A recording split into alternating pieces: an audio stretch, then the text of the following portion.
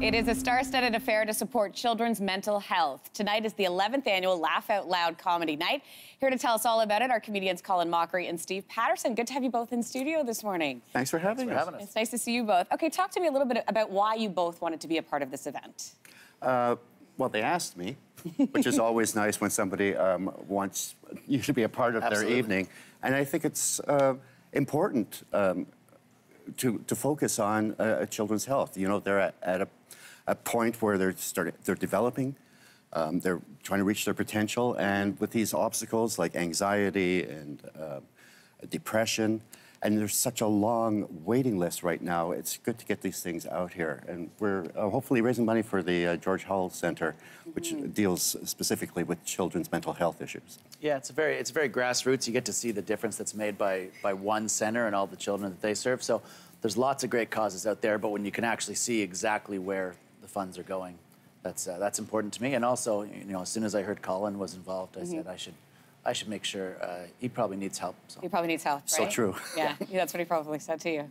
You need me to help you out on this. And you both have children, so I would suspect that it's equally and more intensely important to both of you as well when you see your own kids. Yeah, whatever. You know, once you have I have a 3-year-old daughter, and I want her to go the right way, so I don't know how to say it. A great parenting rule. You want your kids to go the right way. Yeah, go the right way across the street. Colin, you have been very outspoken about trans awareness issues with your daughter's journey. Tell us a little bit about Kinley.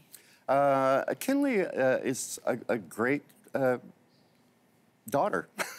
She's a great person. She's always been very open. Our family, Deb, Kinley, and I have always been very open about things. So she was always comfortable that she had us to bounce things off of. And whenever there was any problem, she went through a fear of falling asleep because she had these nightmares. And we got help for her. And so she's very open to going to a psychologist and talking out problems either with us or with a professional. And it's the best thing is to get everything out in the open. The longer you take to solve something, the worse it gets. Isn't that the key, too? I mean, starting those conversations really early when you say with your children, too.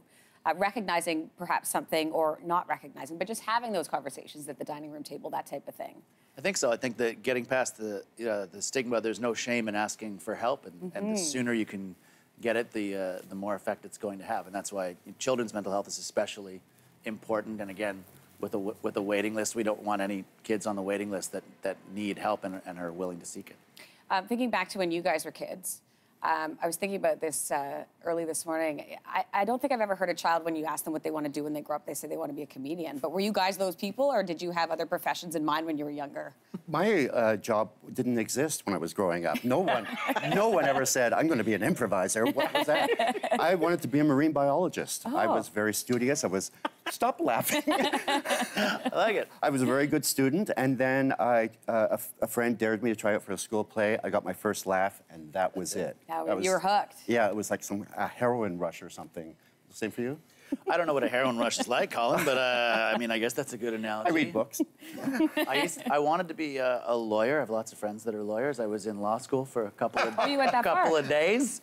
And then I realized now I don't want to be a lawyer. A lot of reading. They don't tell you that. No. So. Well, you do like debating. I do like debating. I do like being in the middle of it, moderating it, and you know, you can. It's always good to have a sense of humor. You can win a lot of arguments by making people laugh. They can't stay angry if they're laughing, I don't think. Yeah. That's true. Guys, thank you so much for being here this morning.